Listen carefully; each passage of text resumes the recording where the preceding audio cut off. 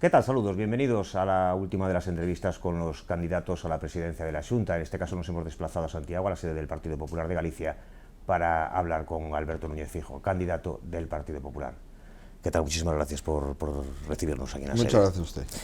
Viendo los datos sanitarios que tenemos en estos momentos, ¿el tiempo le da la razón a la hora de convocar las elecciones para el 12 de julio?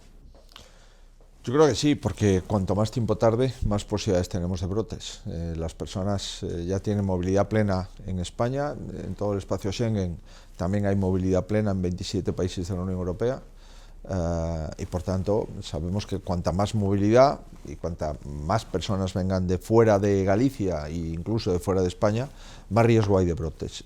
Además de ello, estas temperaturas son mejores que las que podemos tener en septiembre-octubre, donde en Galicia puede empezar ya a bajar la temperatura y además se aproximaría en otoño el virus de la gripe y por lo tanto los epidemiólogos han sido concluyentes de que cuanto antes hiciesen las elecciones después del confinamiento, menos incertidumbres y más seguridad. En todo caso, brotes, lamentablemente hemos tenido, y brotes en España en este momento, pues prácticamente de 17 comunidades autónomas, creo recordar que todas, salvo una o dos, tienen algún brote, pero también lo tienen en Alemania, y lo tienen en Francia, y lo tienen en Italia, en fin.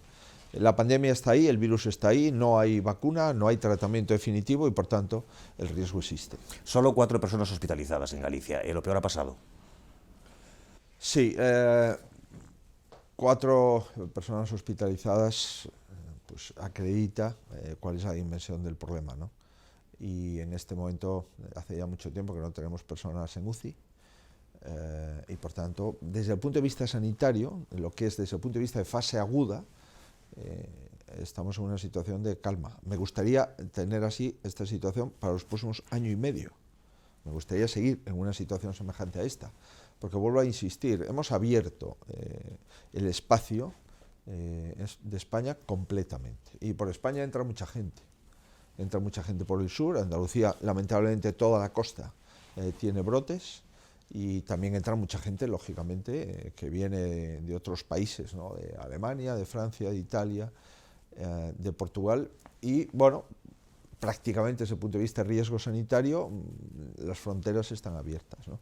Y eso supone, lógicamente, vuelvo a insistir, pues un riesgo, pero riesgo que hemos de convivir con él, y riesgo, insisto, que hasta dentro de un año y medio, 2 años, como mínimo, porque tenemos que prever que la vacuna sea eficaz, y que sea eficaz en todas las edades, y que sea eficaz además en personas que tengan patologías asociadas.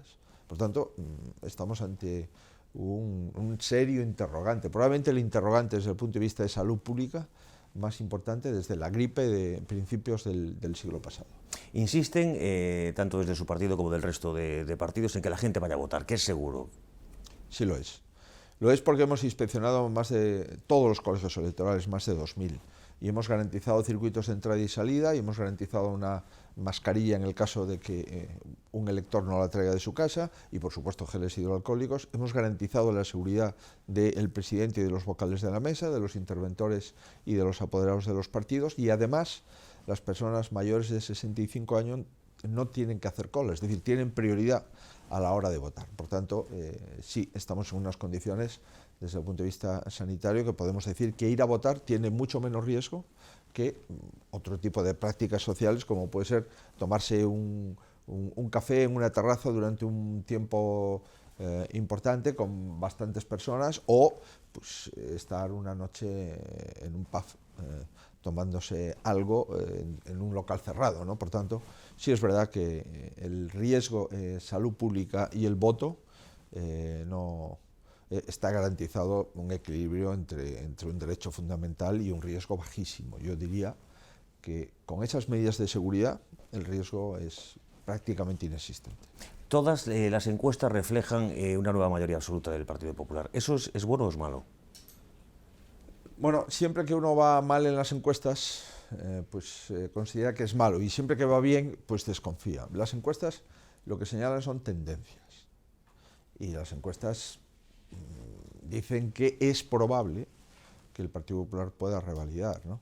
Pero los jefes de ahí está lleno la oposición de jefes de la oposición con encuestas favorables, ¿no? Por tanto, aquí no se trata de ganar las elecciones. Lamentablemente, nuestra ley electoral permite que todos los partidos que pierdan las elecciones, si sumados consiguen un escaño más, un diputado más que el que las gana o el que arrasa en las elecciones, pues pueden gobernar. Y además aquí, pues lamentablemente, sería así. Es decir, aquí no se va a respetar quien gane las elecciones. Aquí solamente los 10 partidos de la oposición van a no gobernar en el caso que el Partido Popular saque mayoría absoluta. Por tanto, ¿hay posibilidades de sacar mayoría absoluta? Sí. ¿Hay posibilidades de no sacarla? También. Que la mayoría absoluta es carísima, sin duda. Mire, en el año 2005 yo era vicepresidente con Fraga y sacamos el 45,8% del voto y nos faltó un escaño para la mayoría absoluta. Por tanto, no hay nada decidido. Los colegios electorales es verdad que están todos preparados para ir a votar tranquilamente, pero no hay nada decidido para nada. Vamos todavía que esperar a lo que quede de campaña y sobre todo al día clave, ¿no?, que es el 12 de julio, domingo. Lo que más le preocupa es una alta abstención. Por ejemplo, las municipales de Francia votó un 40%. ¿Eso es lo que más le preocupa? ¿Que haya miedo, sobre todo en el sector de las personas mayores, a acudir a votar? Bueno, hemos visto ya desde el principio que hay partidos políticos que han intentado trasladar miedo, ¿no? Hemos visto partidos políticos que han dicho que convocar elecciones es un atentado democrático, pero también nos decían que no convocarlas sería inconstitucional, porque el mandato finaliza en las próximas semanas, ¿no? Bien, yo le pido a los mayores que vayan a votar. Y le pido a los mayores que vayan a votar porque les hemos cuidado, les vamos a seguir cuidando, y para poder seguir cuidando a los mayores es necesario que los mayores hablen con claridad y que nos digan qué es lo que quieren para Galicia, qué es lo que quieren para ellos, qué es lo que quieren para sus hijos y qué es lo que quieren para sus nietos. Y dedicar 15 minutos un domingo a Galicia para decidir la Galicia del año 20, 21, 22, 23 y 24 me parece muy importante, ¿no? Y como los mayores son los que más experiencia tienen, los que más tiempo han vivido y los que más necesitan de los cuidados de los servicios públicos, tanto sus pensiones como su sanidad y sus servicios sociales, yo les pido que participen y que apuesten por Galicia. Y me preocupan, lógicamente, pues ciertos tics de algunos partidos políticos insuflando miedo o dudas a esos mayores. Pero yo confío mucho en que los mayores saben muy bien que se juegan mucho en estas elecciones. Se juegan el tener un gobierno estable, se juegan el tener un gobierno que acredite que sus pensiones no contributivas y su dependencia y sus residencias de tercera edad y los compromisos con sus nietos y con sus hijos en materia de educación, depende de que un gobierno de la Xunta gobierne y que un gobierno de la Xunta pueda hacer una política económica que garantice la financiación suficiente para los servicios públicos. Lleva varios días de campaña. ¿Percibe interés en las elecciones o nota cierta desafección de los ciudadanos? No de los militantes, que sí, evidentemente, cuando acuden a los mítines, pues muestran su euforia, pero en el ciudadano de a pie. Bueno, todas las elecciones van subiendo, van creciendo desde el principio hasta el final. Es verdad que nosotros hemos renunciado a hacer pre-campaña porque durante la pandemia no me parecía oportuno y porque además mi obligación es primero ser presidente de la Xunta y después ser candidato a la Xunta de Galicia para la próxima legislatura. Por tanto, sigo siendo presidente y responsable. Y para mí el primer problema que tiene Galicia en este momento sigue siendo la sanidad y la salud pública, ¿no? Pero digamos que esta campaña es lamentablemente distinta porque la mascarilla es obligatoria, porque la distancia también lo es, porque incluso paramos los aforos, le decimos a la gente que no venga como venía antes a los mítines en las comarcas y en los pueblos y por supuesto en las ciudades, pero yo espero que la gente, queremos pocos movimientos de vacaciones, el voto por correo se ha duplicado y yo espero que la gente vaya a votar porque, insisto, nos jugamos mucho. No estamos en una situación normal, no estamos en una situación de bonanza económica, estamos en una situación de pandemia sanitaria que conlleva una pandemia económica, es decir, un incremento del paro exponencial. El Banco de España habla del 24,7% de paro. Yo no recuerdo España nunca superando el 22% de paro. 6 millones de parados son el 22%, ¿no? Y ahora nos dicen que sí, que lo vamos a superar, que nos vamos al 24,7%. Cuando finalizan los ERTES, vamos a ver la crudeza de la crisis. En este momento toda España está como anestesiada porque en Galicia hay 260.000 personas en ERTE, en España son varios millones, y cuando se desenchufe el ERTE y tengamos que incorporarnos a las empresas y muchas de esas empresas no puedan mantener su plantilla porque no mantienen su facturación, yo creo que este otoño va a ser un otoño, desde el punto de vista laboral, demoledor. De eso hablaremos. ¿La polarización que se produce de la política en Madrid le perjudica aquí en Galicia? Pues yo creo que los gallegos tenemos claro lo que no queremos, y no queremos esa política. Y nosotros justamente en lo que le estamos diciendo es que a nosotros no nos interesa dividir en bandos Galicia, no nos interesa la política del enfrentamiento, sino la política del entendimiento, y no nos interesa la política de la desunión, de la división, sino la política de la suma, ¿no? Por eso, quizás, porque no nos gusta la política de enfrentamiento, lo que vamos a intentar es hacer pues, la política de la mayoría, de una gran mayoría en la que todas las sensibilidades entren, ¿no? En la que gente que votó en las elecciones generales al PSOE y que no está de acuerdo en que el PSOE pacte con 9 partidos, con los cuales en algunos casos no tiene nada que ver, pues que sepa que el Partido Popular de Galicia es su referente, ¿no? Y por supuesto también todas las gentes que votaron a Ciudadanos o a Vox en las elecciones generales y vieron que sus votos no se convirtieron en ningún escaño y que sus votos ayudaron de forma indirecta a tener un gobierno del socialista y populista, pues si esos votos los juntamos en Galicia, vamos a tener la seguridad de que en Galicia no gobiernen los socialistas, los populistas, con los nacionalistas y con todo el conglomerado de partidos que conforman coaliciones, hasta 10 partidos, ¿no? Por tanto, espero que la política de enfrentamiento nacional nos sirva de reflexión para no importar los problemas de la política nacional para Galicia. Galicia, Galicia, Galicia, es el lema de campaña. ¿Por qué 3 veces? ¿Por qué esa insistencia? ¿Por qué lo eligieron así? Bueno, porque queríamos hacer un guiño para agradecer a las 3 mayorías. Le queríamos decir a los gallegos, oiga, hemos llegado hasta aquí, hemos recorrido un camino juntos, hemos sufrido mucho, hemos tenido muchos problemas, pero hemos llegado. Hemos llegado porque antes del COVID Galicia estaba en su mejor momento económico. Estábamos con récord de exportaciones, habíamos bajado el paro 50.000 personas. En la última legislatura fuimos la comunidad autónoma, la segunda comunidad autónoma en la que más había bajado el paro. En los últimos 10 años conseguimos que 47.000 personas viniesen a vivir a Galicia, más de las que se fueron, por lo tanto el neto entre los que se van y los que vienen, más 47.000.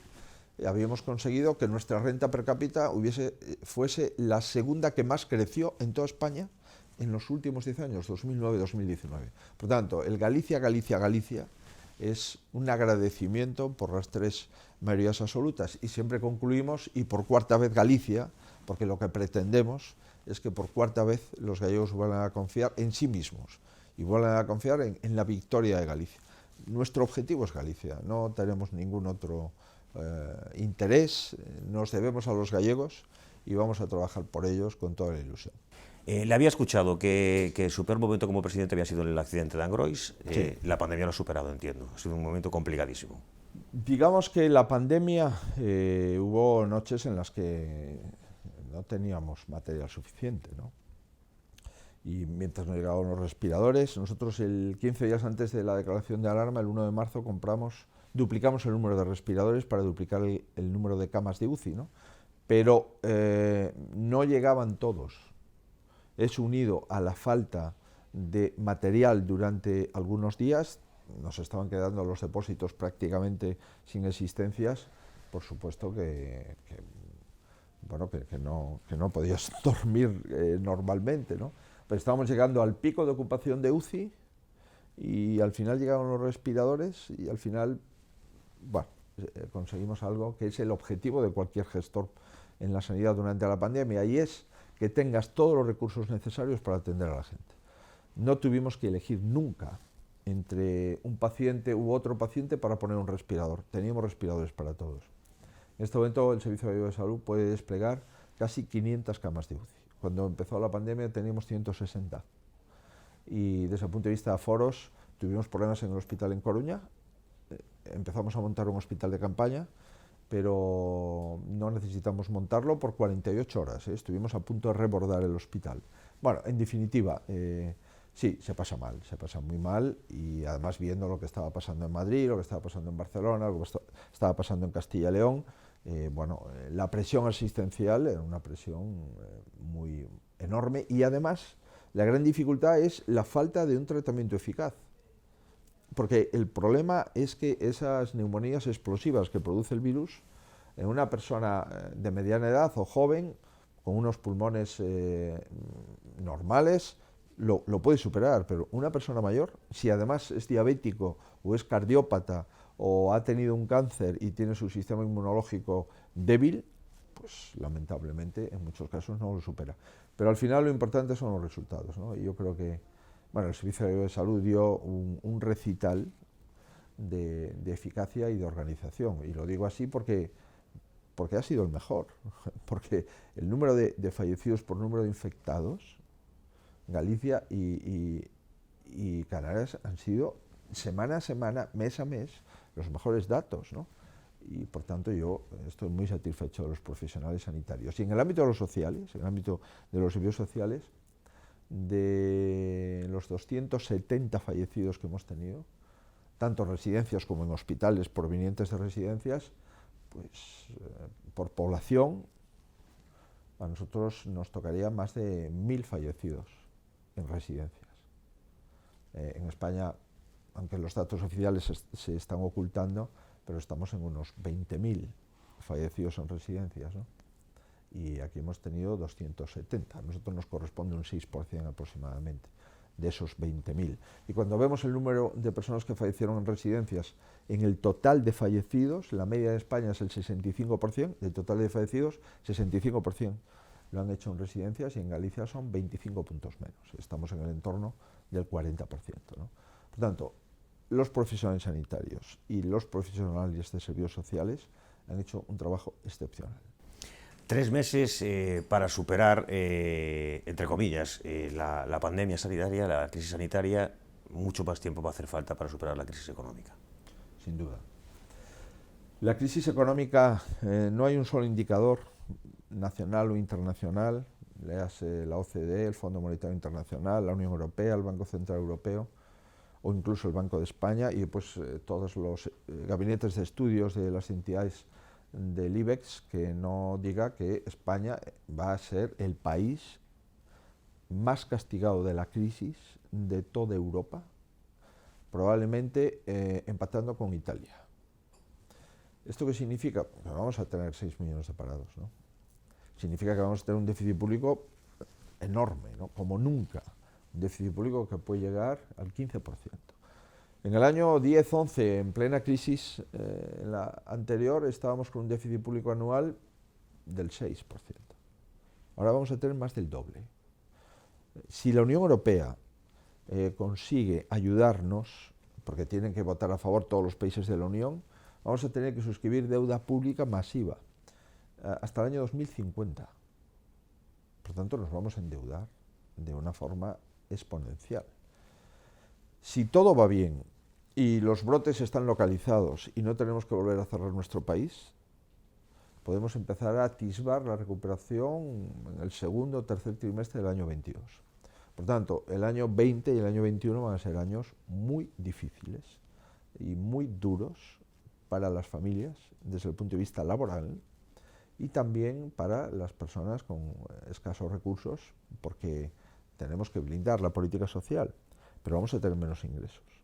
Por tanto, el hecho de que Galicia esté bien desde el punto de vista de deuda, es decir, sea una de las comunidades con una deuda en función de PIB pues muy baja, 6 puntos por debajo de la media de toda España, 18% de PIB, deuda pública Galicia, más del 24% la media de España, nos da un colchón que espero nos lo dejen utilizar para poder paliar la bajada de ingresos y poder ayudar a las personas que más lo necesitan. ¿Y qué papel tiene que jugar la Xunta el de Europa? Está clarísimo. ¿Qué papel tiene que jugar la Xunta de Galicia ahí? Pues mire, nosotros tenemos una hacienda autonómica bastante saneada. Es verdad que hemos tenido que emitir mucha deuda pública, pero es verdad, como le decía, que tenemos 3.500 millones menos de deuda de lo que nos correspondería si estuviésemos en la media de comunidades autónomas. Segundo, tenemos unas cuentas públicas equilibradas. Hemos cumplido todos los criterios de déficit público en los últimos 11 años. Por tanto, nuestra hacienda autonómica está más saneada que la media de las haciendas del resto de comunidades autónomas. Por tanto, lo que tenemos es que seguir manteniendo una gestión del dinero de los gallegos, el dinero público, de forma rigurosa. Segundo, tenemos que seguir invirtiendo en sanidad y remodelar todos los hospitales que nos quedan.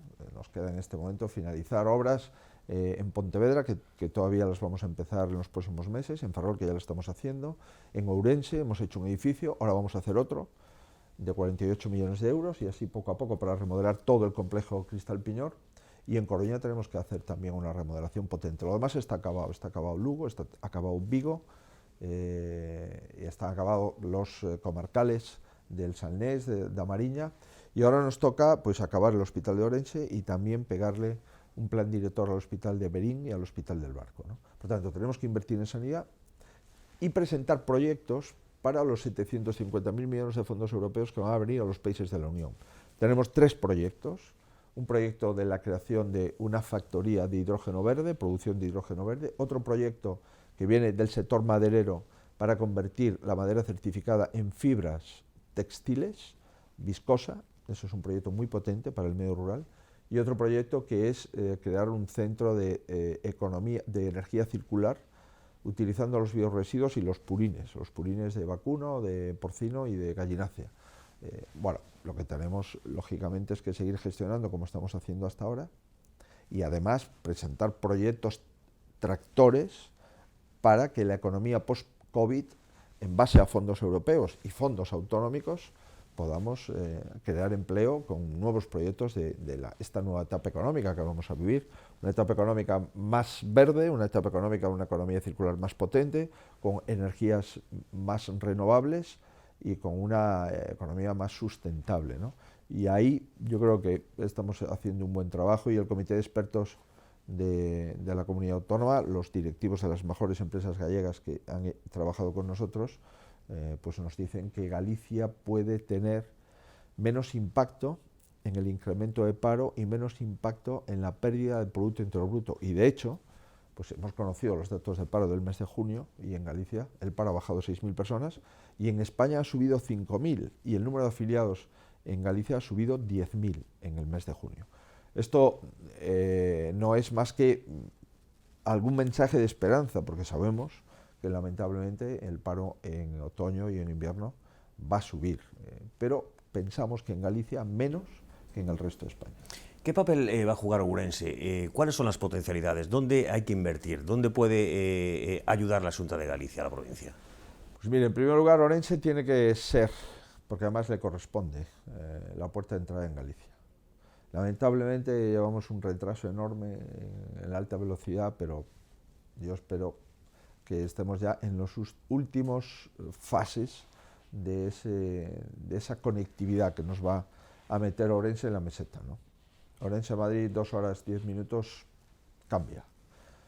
Cambia la conectividad, cambia la posibilidad de segundas residencias de muchos madrileños y cambia que Ourense ya no es un lugar en el que tardas 5 horas en venir, no. Ourense es un lugar en el que tardas lo mismo que ir a Alicante o que ir a Sevilla.